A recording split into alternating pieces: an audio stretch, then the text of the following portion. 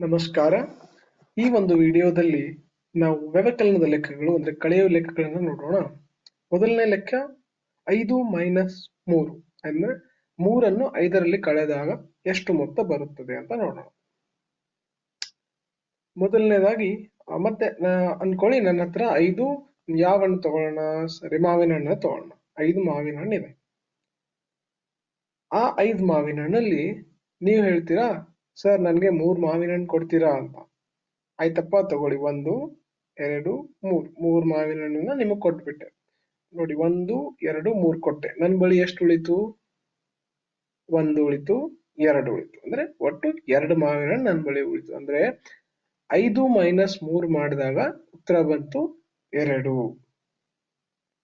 ಇದೇ ಲೆಕ್ಕವನ್ನ ಇನ್ನೊಂದು ಪದ್ಧತಿಯಲ್ಲಿ ಮಾಡಿ ನೋಡೋಣ.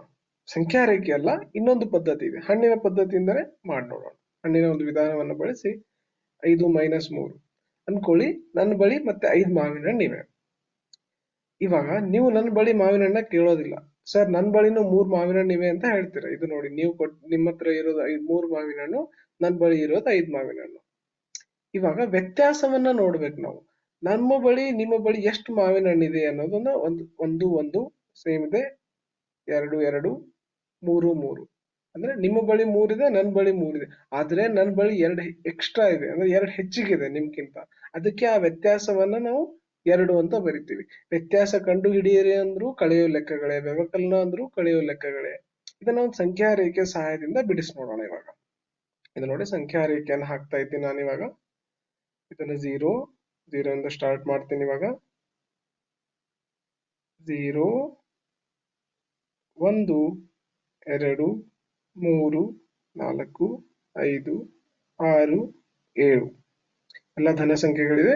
ಹಾಗಾಗಿ ಎಲ್ಲ ಧನ ಸಂಖ್ಯೆಗಳನ್ನು ತಗೊಳ್ತೇವೆ. ಮೊದಲನೇ ಸಂಖ್ಯೆ ಯಾವುದು ಹೇಳಿ? 5. ಅದನ್ನ ಗುರುತಿಸ್ಕೊಂಡೆ ಬಿಳಿ ಬಣ್ಣದಿಂದ. 3 ಸ್ಥಾನ ನಾನು ಇಲ್ಲಿ ಸಂಕಲನ ಇಲ್ಲ, ಅದಕ್ಕೆ ಮುಂದೆ ಚಲಿಸೋದಿಲ್ಲ, ಹಿಂದೆ ಚಲಿಸ್ತೀನಿ. ವ್ಯವಕಲನದ ಲೆಕ್ಕಗಳಲ್ಲಿ ಹಿಂದೆ ಚಲಿಸ್ಬೇಕು ನಾವು. ನೋಡಿ, 1 2 3, ಯಾಕಂದ್ರೆ ಎರಡನೇ ಸಂಖ್ಯೆ 3 ಇತ್ತು, 3 ಸ್ಥಾನ ಹಿಂದೆ ಚಲಿಸ್ತೀವಿ. ಉತ್ತರ ಬಂತು 2. ನಾವು 2 ಮೇಲೆ ಬಂದು ನಿಂತ್ಕೊಂಡ್ವಿ, ಅದಕ್ಕೆ ಉತ್ತರ 2. ಇವಾಗ ಇದೇ ಲೆಕ್ಕ ಅಂದ್ರೆ ಇನ್ನು ಎರಡನೇ ಒಂದು ವ್ಯತ್ಯಾಸ ಕಂಡುಹಿಡಿಯಿರಿ ಅಂತ ಲೆಕ್ಕ ಮಾಡಿದ್ವಲ್ಲ, ಇದು ಎರಡನೇದ್ದು. ಅದನ್ನ ಸಂಖ್ಯಾ ರೇಖೆ ಮೇಲೆ ಯಾವ ತರ ಮಾಡಬಹುದು ಅನ್ನೋದನ್ನ ಈ ಒಂದು ಭಾಗದಲ್ಲಿ ನೋಡೋಣ. ಅದಕ್ಕೆ ಮತ್ತೊಂದು ಸಂಖ್ಯಾ ರೇಖೆಯನ್ನು ಹಾಕೊಳ್ತೀನಿ ನಾನು. ಇವಾಗ ಇದು ಸಂಖ್ಯಾ ರೇಖೆ 1 2 3 4 5 6 7. ಮೊದಲನೇ ಸಂಖ್ಯೆ ಯಾವ್ದು ಹೇಳಿ? ಗುರುತಿಸಿ. ಸಂಖ್ಯಾ ರೇಖೆ ಮೇಲೆ ಮೊದಲನೇ ಸಂಖ್ಯೆ, ಅದನ್ನ ಬಾಕ್ಸ್ ನಲ್ಲಿ ಹಾಕಿದ್ವಿ ನೋಡಿ, 5. 5ನ್ನ ಗುರುತಿಸ್ಕೊಂಡೆ. ಸರಿ, ಇವಾಗ ಎರಡನೇ ಸಂಖ್ಯೆಯನ್ನ ನೋಡ್ಬೇಕು ನಾವು. ಯಾವುದು? ಅದನ್ನ ಹಳದಿ ಬಣ್ಣದಿಂದ ಬಾಕ್ಸ್ ನಲ್ಲಿ ಹಾಕಿದ್ವಿ ನೋಡಿ, 3 ಗುರ್ತು ಮಾಡ್ಕೊಂಡೆ, 5 ಗುರ್ತು ಮಾಡ್ಕೊಂಡೆ. ಎರಡು ಸಂಖ್ಯೆಗಳನ್ನ ಸಂಖ್ಯಾ ರೇಖೆ ಮೇಲೆ ಗುರುತಿಸ್ಕೊಂಡೆ. ಇವಾಗ ಇವೆರಡರ ಒಂದು ವ್ಯತ್ಯಾಸವನ್ನ ನಾವು ನೋಡ್ಬೇಕು. 3 5ರಿಂದ ಎಷ್ಟು ದೂರ ಇದೆ? 5 ಮತ್ತು 3ರ ನಡುವಿನ ವ್ಯತ್ಯಾಸ, ಅದನ್ನ ಇಂಗ್ಲಿಷ್ ನಲ್ಲಿ ಡಿಫರೆನ್ಸ್ ಅಂತ ಹೇಳ್ತೀವಿ. ಅದು ಹಳದಿ ಬಣ್ಣದಿಂದ ಬರ್ದಿದ್ದೀನಲ್ಲ, ಅದನ್ನ ಡಿಫರೆನ್ಸ್ ಅಂತ ಹೇಳ್ತೀವಿ. ಅಂದ್ರೆ ವ್ಯತ್ಯಾಸ. 5 ಮತ್ತು 3ರ ನಡುವಿನ ವ್ಯತ್ಯಾಸವೆಷ್ಟು ಅಂದಾಗ ನೀವು ತಿಳ್ಕೊಂಡ್ಬಿಡ್ಬೇಕು ಇದು ಕಳೆಯೋ ಲೆಕ್ಕ ಅಂತ ಹೇಳಿ. ಇವಾಗ ನೋಡಿ, 5 ಮತ್ತೆ 3 ಇವೆರಡರ ನಡುವಿನ ವ್ಯತ್ಯಾಸವೇ ನಮ್ಮ ಉತ್ತರ ಬರುತ್ತೆ. 3 5ರಿಂದ ಎಷ್ಟು ದೂರ ಇದೆ? 2 ಮಾನ ದೂರ ಇದೆ. 3ರಿಂದ 4, 4ರಿಂದ 5, ಅದಕ್ಕೆ 2 ಮಾನ ಅಂತ ಹೇಳ್ತೀವಿ. ಅದಕ್ಕೆ ನಮ್ಮ ಉತ್ತರನು 2 ಇದೆ. 0ದಿಂದ ನೋಡಿದ್ರೆ 5 ಹಳದಿ ಬಣ್ಣದಿಂದ ಬರ್ದಿದ್ದೀನಿ, ನೇರಳೆ ಬಣ್ಣದಿಂದ 3ರವರೆಗೆ ಬರ್ದಿದ್ದೀನಿ. ಇದನ್ನ ಹಸಿರು ಬಣ್ಣದಿಂದ ಬರ್ದಿದ್ದೀನಲ್ಲ, ಇದು 5 ಮತ್ತು 3ರ ನಡುವಿನ ಒಂದು ವ್ಯತ್ಯಾಸ. ಅದೇ ನಮ್ಮ ಉತ್ತರ. ನೀವು ಈ ಎರಡು ವಿಧಾನಗಳಿಂದನೂ ಈ ಲೆಕ್ಕಗಳನ್ನ ಬಿಡಿಸಬಹುದು. ಇವಾಗ ಇನ್ನೂ ಒಂದು ಲೆಕ್ಕವನ್ನ ನೋಡೋಣ, ಬೇರೆ ಲೆಕ್ಕವನ್ನ ನೋಡೋಣ. ಯಾವ ಲೆಕ್ಕ? ಸರಿ, ಯಾವುದು? ಸರಿ, 7 ಮತ್ತೆ 4 ಅಂದ್ರೆ 7 ಮೈನಸ್ 4. 4ನ್ನು 7ರಲ್ಲಿ ಕಳೆದಾಗ ಎಷ್ಟು ಉತ್ತರ ಬರುತ್ತೆ? ಈ ಒಂದು ಲೆಕ್ಕದಲ್ಲಿ ನಾನು ಒಂದು ಕಟ್ಟಿಗೆಯ ತುಂಡನ್ನ ಬಳಸಿಕೊಳ್ತೀನಿ. ಅನ್ಕೊಳ್ಳಿ, ಈ ಕಟ್ಟಿಗೆಯ ತುಂಡು 7 ಫೀಟ್ ಉದ್ದ ಇದೆ. 1 2 3 4 5 6 7 7 ಫೀಟ್ ಉದ್ದ ಇದೆ. ಅದರಲ್ಲಿ ನಾನು ಏನ್ ಮಾಡ್ತೀನಿ, 4 ಫೀಟ್ ಅನ್ನ ಕಟ್ ಮಾಡ್ಬಿಡ್ತೀನಿ. 1 2 3 4. ಈ 4 ಫೀಟ್ ನ ಒಂದು ಆ 7 ಫೀಟ್ ಕಟ್ಟಿಗೆನಲ್ಲಿ 4 ಫೀಟ್ ನ ಕಟ್ಟಿಗೆ ಇದನ್ನ ಕಟ್ ಮಾಡ್ಕೊಂಡು ಇಟ್ಕೊಂಡ್ಬಿಡ್ತೀನಿ. ಏನೋ ಕೆಲಸಕ್ಕಾಗಿ ಬೇಕಾಯ್ತು, ಅದಕ್ಕೆ 7 ಫೀಟ್ ಅಲ್ಲಿ 4 ಫೀಟ್ ಅನ್ನ ನಾನು ತಕೊಂಡ್ಬಿಡ್ತೀನಿ ನನ್ನ ಕೆಲಸಕ್ಕಾಗಿ. ಇದನ್ನ ನೋಡಿ ನೀಲಿ ಬಣ್ಣದಿಂದ ಗುರುತಿಸ್ತಾ ಇದ್ದೀನಿ. ಅಂದ್ರೆ ಅದು ಕಟ್ ಮಾಡಿ ತೆಗೆದಿರ್ತಕ್ಕಂತಹ ಕಟ್ಟಿಗೆ. 7 ಫೀಟ್ ಅಲ್ಲಿ 4 ಫೀಟ್ ಕಟ್ಟಿಗೆ ತೆಗೆದ್ರೆ ಎಷ್ಟು ಉಳಿತು ನೋಡೋಣ ಇವಾಗ. 1 2 3. ಅಂದ್ರೆ ಉಳಿದಿರ್ತಕ್ಕಂಥ ಕಟ್ಟಿಗೆ, ಅದು 3 ಅಂತ ಬರ್ದಿದ್ದೀನಲ್ಲ, ಅದು ಉಳಿದಿರ್ತಕ್ಕಂಥ ಕಟ್ಟಿಗೆ. ಅದಕ್ಕೆ ನಮ್ಮ ಉತ್ತರ ಎಷ್ಟು? 7 - 4. 7 - 4 ಮಾಡಿದಾಗ ಕಳೆದಾಗ ಉತ್ತರ ಬರುತ್ತೆ 3. ಅದು ಕಟ್ ಮಾಡಿರ್ತಕ್ಕಂಥ ಒಂದು ಕಟ್ಟಿಗೆ ಏನಿತ್ತಲ್ಲ ಅದು 4. ಸಂಪೂರ್ಣ ಉದ್ದ ಎಷ್ಟಿತ್ತು? 7 ಇತ್ತು. ಇದೇ ಒಂದು ಲೆಕ್ಕವನ್ನ ಇನ್ನೊಂದು ವಿಧಾನದಿಂದ ಮಾಡಿ ನೋಡೋಣ. ಇವಾಗ ಮತ್ತೆ ನನ್ನ ಬಳಿ ಒಂದು 7 ಉದ್ದ, 7 ಫೀಟ್ ಉದ್ದ ಒಂದು ಕಟ್ಟಿಗೆ ಇದೆ. 1 2 3 4 5 6 7. 7 ಒಂದು ಫೀಟ್ ಉದ್ದದ ಒಂದು ಕಟ್ಟಿಗೆ ಇದೆ. ಇವಾಗ ನಾನು ಅದರಲ್ಲಿ ಕಟ್ ಮಾಡೋದಿಲ್ಲ, ಇನ್ನೊಂದು 4 ಫೀಟ್ ಇದು ಸಪರೇಟ್ ಆಗಿ ತಗೊಳ್ತೀನಿ. ಇದು 4 ಫೀಟ್ ಉದ್ದದ ಒಂದು ಕಟ್ಟಿಗೆ, ಸರಿನಾ? 7 ಮತ್ತೆ 4 ಎರಡು ಬೇರೆ ಬೇರೆ ಕಟ್ಟಿಗೆ ತುಂಡುಗಳಿವೆ ಇಲ್ಲಿ. ಇವಾಗ ನಾವಿದರ ಒಂದು ವ್ಯತ್ಯಾಸವನ್ನ ನೋಡ್ಬೇಕು, ಕಂಪ್ಯಾರಿಸನ್ ಅಂತ ಹೇಳ್ತೀವಿ. ಈಗ 4 7ರಿಂದ ಎಷ್ಟು ದೂರದಲ್ಲಿದೆ?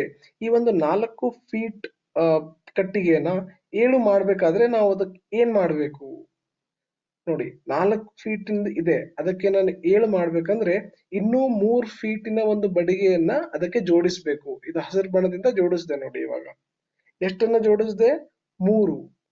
3 ಫೀಟಿನ ಒಂದು ಬಡಿಗೆಯನ್ನ ನಾನು ಕಟ್ಟಿಗೆಯನ್ನ ಅದರ 4ಕ್ಕೆ ಜೋಡಿಸ್ದೆ. ಅವಾಗ ಉತ್ತರ ಬಂತು 3. ಅದಕ್ಕೆ 7ನ್ನ 4ರಿಂದ ಕಳೆದಾಗ 3 ಉತ್ತರ ಬಂತು.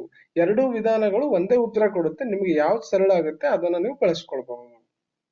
ಇವಾಗ ಬೇರೆ ಒಂದು ಲೆಕ್ಕವನ್ನ ನೋಡೋಣ.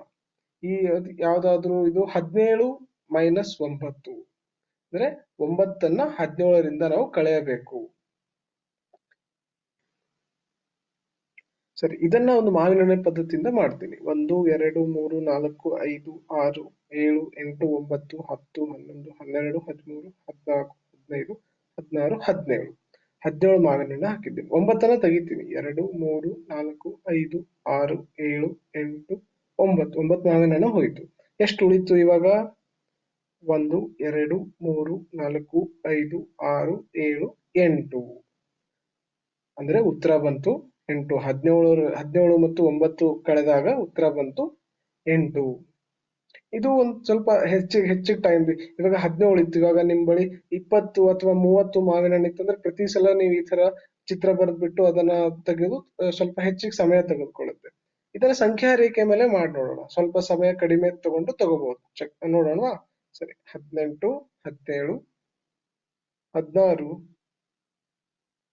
15 14 13 12 11 10 9 8 ಹೀಗೆ 0 ವರೆಗೂ ಕಂಟಿನ್ಯೂ ಮಾಡಬಹುದು ನಾವು. ಸರಿ, ಅಷ್ಟು ಬೇಕಾಗಿಲ್ಲ ಅಷ್ಟು ನಂಬರ್ಸ್ ನಮ್ಗೆ. ಮೊದಲನೇ ಸಂಖ್ಯೆ ಯಾವುದು? 17 ಇದೆ. 17ಅನ್ನ ಗುರುತಿಸ್ಕೊಂಡೆ. ಸರಿ, 17ರಿಂದ 9 ಸ್ಥಾನ ಹಿಂದೆ ಚಲಿಸ್ತೀನಿ. 2 3 4 5 6 7 8 9 ಸ್ಥಾನ ಹಿಂದೆ ಚಲಿಸಿದ್ರೆ ಉತ್ತರ ಬಂತು 8. ಅಂದ್ರೆ ನಾವು ಮಾಡಿರ್ತಕ್ಕಂಥ ಲೆಕ್ಕ ಸರಿಯಾಗಿದೆ. ಸಂಖ್ಯಾ ರೇಖೆಯಿಂದನೂ 8 ಬಂತು, ಮಾವಿನ ಹಣ್ಣಿನ ಪದ್ಧತಿಯಿಂದನೂ 8 ಬಂತು. ಇವೆಲ್ಲವೂ ನೋಡಿದ್ರೆ ನಮ್ಗೆ ಇದು ಸ್ವಲ್ಪ ಸಮಯ ಹೆಚ್ಚಿಗೆ ತೆಗೆದುಕೊಳ್ಳುತ್ತೆ ಅಂತ ಅನ್ಸುತ್ತೆ. ಸಂಖ್ಯೆಗಳ ದೊಡ್ಡ ಆಗ್ತಾ ಹೋದಾಗೆ ಸಮಯನು ಜಾಸ್ತಿ ಆಗುತ್ತೆ. ಇವಾಗ ನಾವು ಇದೇ ಒಂದು ಲೆಕ್ಕವನ್ನ ನೀವು ಅನ್ಕೊಳ್ಳಿ 17 - 8 ಇತ್ತು ಅಂದ್ರೆ ಉತ್ತರ ಎಷ್ಟು ಬರುತ್ತೆ?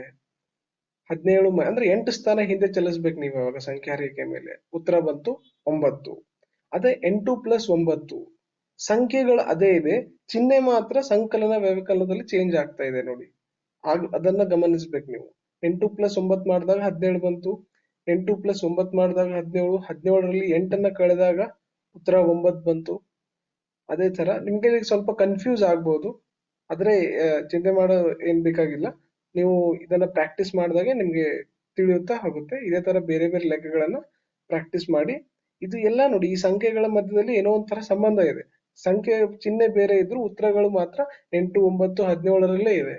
17ರಲ್ಲಿ 8 ತೆಗೆದಾಗ 9 ಬಂತು, 8ಕ್ಕೆ 9 ಕೂಡಿಸಿದಾಗ 17 ಬಂತು, ಅಥವಾ 17ರಲ್ಲಿ 9ನ್ನ ಕಳೆದಾಗ ಉತ್ತರ 8 ಬಂತು. ಇವೆಲ್ಲ ನೋಡ್ತಾ ಇದ್ರೆ ಈ ಸಂಖ್ಯೆಗಳು ಅಂದ್ರೆ ಸಂಕಲನ ವ್ಯವಕಲನದಲ್ಲಿ ಏನೋ ಒಂಥರ ಸಂಬಂಧ ಇದೆ, ಬೇರೆ ರೀತಿಯ ಸಂಬಂಧ. ಅದನ್ನ ನೀವು ಬೇರೆ ಬೇರೆ ಲೆಕ್ಕಗಳನ್ನ ಬಿಡಿಸಿದಾಗ ನಿಮ್ಗೆ ತಿಳಿಯುತ್ತೆ ಯಾವ ತರ ಅಂತ. ಇವಾಗ ಇನ್ನು ಬೇರೆ ಲೆಕ್ಕಗಳನ್ನ ನಾವು ನೋಡೋಣ.